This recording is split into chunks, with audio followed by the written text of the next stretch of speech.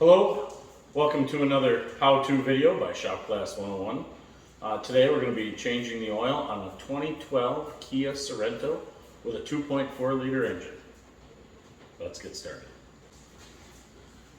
In order to begin the oil change, you're going to need to safely support your car. Today we're going to do it on a 2-post hoist. If you're at home, you'll obviously need to use jacks and jack stands, or if you're lucky enough to have a hoist, go ahead and use that. Some people are able to use ramps and wheel chops.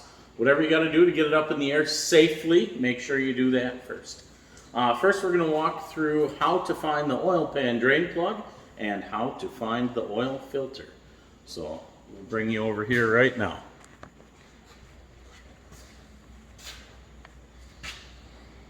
What you're looking at right there is the engine oil pan, and right here, engine oil drain plug. They're not always that easy to find. On occasion, there's going to be a skid plate underneath the car here. This particular one doesn't have one. The other thing that happens to people a lot their first time changing oil is they'll see a transmission pan up here somewhere, and it'll have a plug on it too, and then the people ask, well, which one's engine oil, which one's transmission? And the easy way that I have found to tell people is on a front wheel drive, which most modern vehicles are going to be, you can follow the axle tubes here from the wheel all the way to the transmission. And that would make this side the transmission, which would make this side the engine oil pan. You're going to want something that'll catch the oil. In our case, we have a hoist oil drain. In your case, if you're doing this at home or on the floor, you might have a drain pan. Make sure it holds at least as much oil as your engine holds. This particular engine holds 5 quarts. Most of those pans are 8 or 10 quarts, so you should be good. This one has room in the drain. Next, I'm going to line up my wrench. This one is a 17 millimeter. It fits snugly on our drain plug. And then rather than push real hard and torque it, it's best if you can kind of hold it and then hit this wrench gently with your open palm. Remember, righty-tighty, lefty-loosey. We're going to want to run it clockwise as viewed from the back here. Sorry, counterclockwise as viewed from the back here. And then we're going to try to make sure that when the oil comes out, we hit the pan. You got to kind of play your shot here. And then as we back it out, get ready. There's going to be some hot oil coming out of here. And you may have to adjust this pan as the flow changes.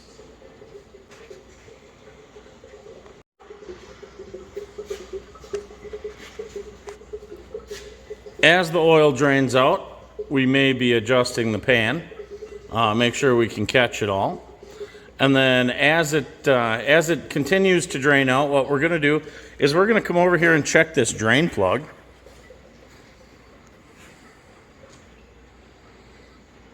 And we're going to check out the threads. We're going to check out the sealing washer on it. Make sure that that washer, see if I can get it to focus here. Make sure that that washer doesn't have any tears or cracks in it.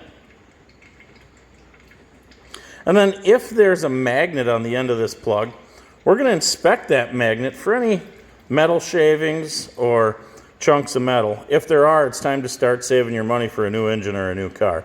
In our case, we look pretty good. I'm going to clean it up with a rag here and get ready to do the oil filter next. While the engine oil drains, we're going to look for the engine oil filter. On this particular car, it happens to be just ahead of the oil pan. Other places that it may be located. Some of the older Hondas and Chevys, it was on the back side of the engine. Many Nissans I've dealt with have it up here under a flat by the front part of the engine, up by the front balancer.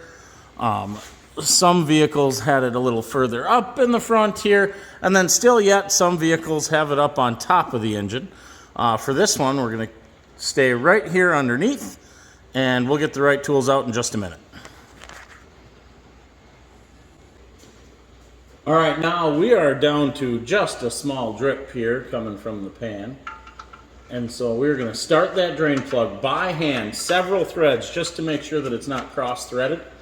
And then we're going to finally snug it up with our box end wrench.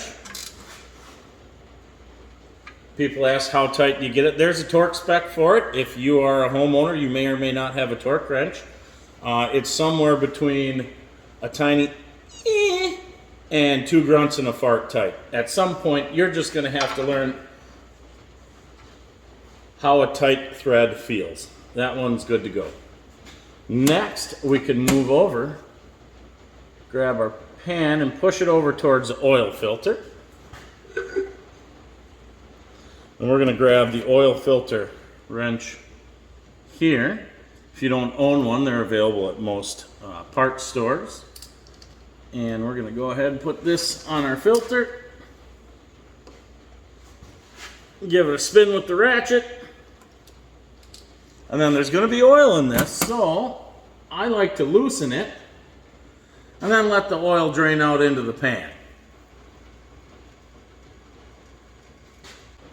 Now that the oil has mostly stopped dripping, we're going to go ahead and spin this filter off the rest of the way by hand. Try not to drop it and spill oil all over yourself.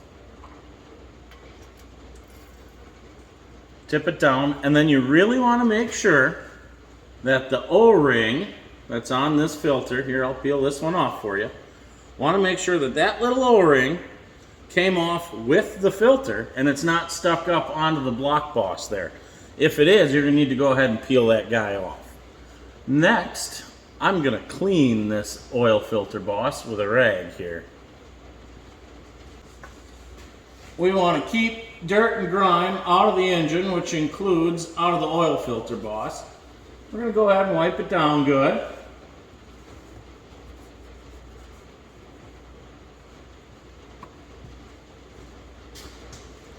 And then we're going to prepare our new oil filter. One of the first things that I like to do is to make sure that this oil filter is going to actually fit on the engine. So what I tend to do is look at the threads right here, and then look at the O-ring size and compare it to the old filter.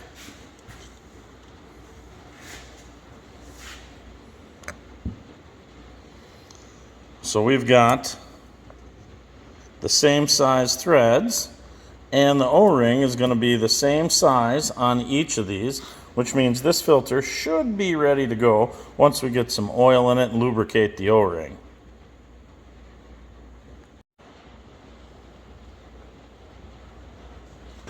Since the oil filter is the first place that your engine's going to suck oil from when you start it up, we want to make sure that if we have a filter that goes on vertically with the hole up, that we get this thing mostly full of oil to give this engine its best chance of running with oil pressure on first startup.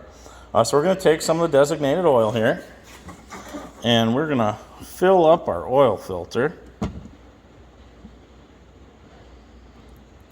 Pouring with one hand can be a challenge. I'm going to take a little bit of this new oil and a clean finger and wipe it on here.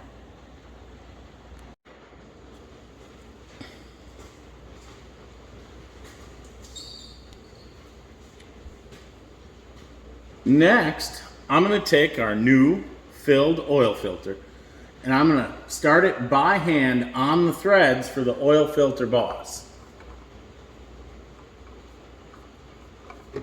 It should go on nice and smooth. It should go on 4 or 5 good turns by hand and not feel cross-threaded, like when you get the lid on the peanut butter jar kind of tilted sideways and you fix that one by giving it a whack, but can't do that with this one. So we're going to run it up until it bumps. And then we're going to tighten it 2/3 to 3/4 more of a turn. And that's usually, for most people, about as tight as they care to get it by hand. So I pick a reference point on the filter, and I sometimes get a rag, and I tighten it up like that. Got my 2/3 to 3/4 of a turn. Now that's going to be tight enough for most canister style filters. Next thing you're going to notice here, I took my pretty pink paint marker and I put my initials and the month and the year on the oil filter, just so I know for reference, or if my wife happens to take this in sometime and doesn't tell me about it, everyone knows when that filter was put on or the last oil change was done. We'll address a little bit of that in a bit. Next, we're going to wipe everything down on the bottom side of the engine here, and then we're going to get ready to pour some oil into it.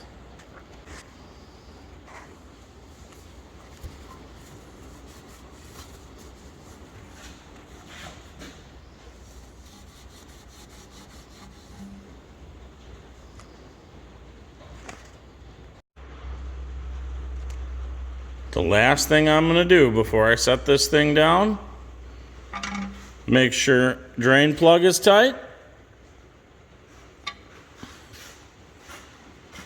and make sure oil filter is tight.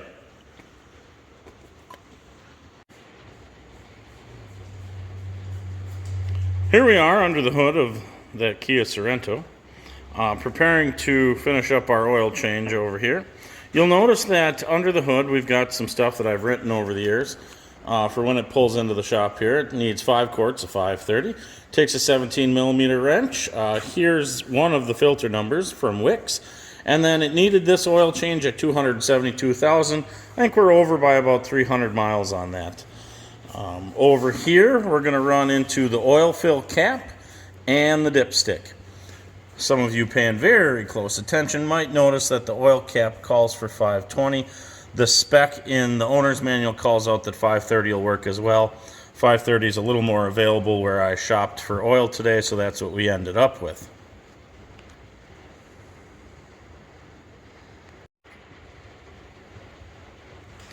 So here we're going to take this oil fill cap off. Make sure there's not too much dirt on top of it. If there is, you want to wipe that off. You don't want any dirt to get inside of this engine here. So we're going to go ahead and spin this guy off, put it somewhere safe like the toolbox. Then we're going to get a clean funnel, place a clean funnel in there. If your funnel's not clean, use a clean shop rag and wipe it out. We don't want to introduce any more dirt into the engine than we have to. Next, we're going to add 5 quarts of the recommended oil here. See if I can get us put down. And get some oil pouring in it. This one happens to be a 5-quart jug, so we're going to pour the entire thing in because the rest of the contents went into the oil filter, and we count that into our total amount of oil as well.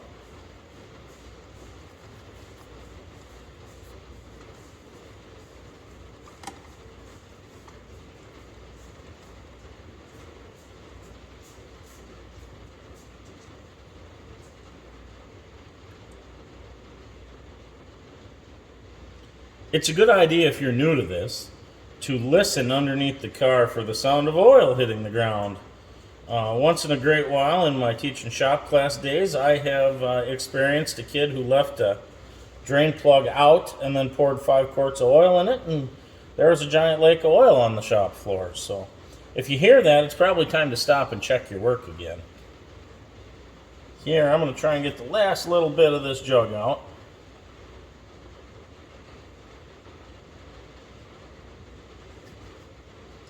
There we go. Now we're going to go ahead and check the oil.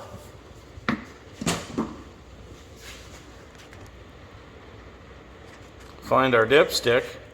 We're going to pull it out. Have a wipe.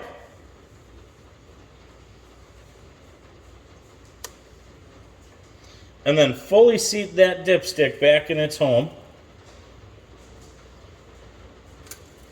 Pull it out, and we're going to try and read it. See if we can get that to focus. We want our oil level to be right here at full, in between these two. Try again here.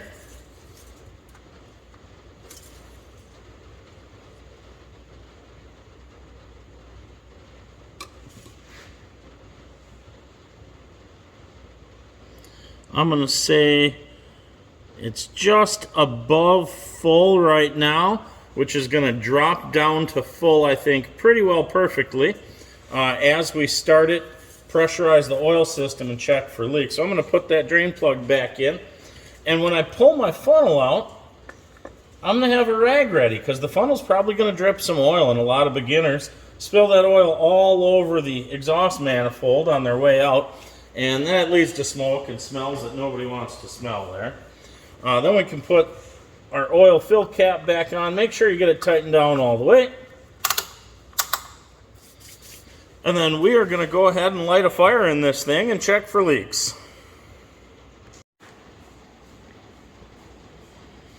Alright, so I purposely turned you on here so that you can hear this high mileage Kia rattle away as we fire it up. As it has not as much oil as it always has when you first fire it up.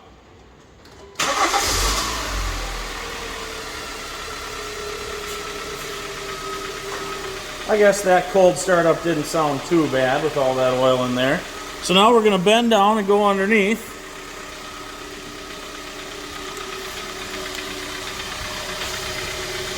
And look for any new lakes of oil or drips being created.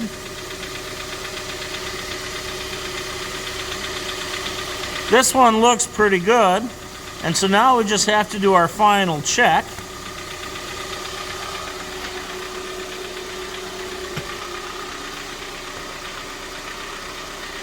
We're going to shut this engine off and then pull that dipstick one more time. All right, our engine was just running. We went ahead and shut the engine off. Remember, we always check engine oil with the engine shut off on a level surface. Pull that dipstick, have a few wipes, seat it all the way back in, pull it back out. We're going to check our level here. Mine says we are right at full, right where I want to see it. I don't know if I can get this guy to focus for you or not. Hey, there you go. Right at full. So this one's going to work okay. Last thing I'm going to do before I send it on its way is I'm going to change my mileage under the hood so I know when it's due next.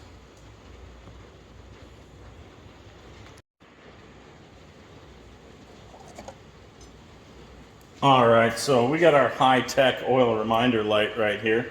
If you have something newer or fancier, you might have something on the dash that tells you when to change the oil, and if so, you're going to have to go through the reset procedures on that. This one doesn't bother us with such fancy things. To change my oil reminder light, I'm going to take a little bit of carburetor cleaner on a rag. I'm going to wipe off this paint marker where it says 272,000.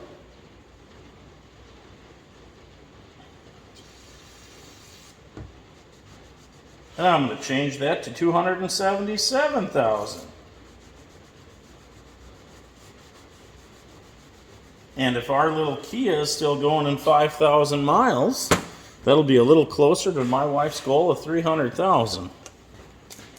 So we got 277, 1, 2, 3 zeros.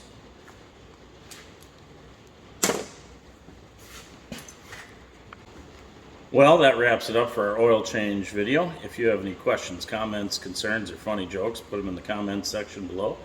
If you like what you see here, make sure to hit subscribe. And thanks for watching our videos. We'll see you again soon.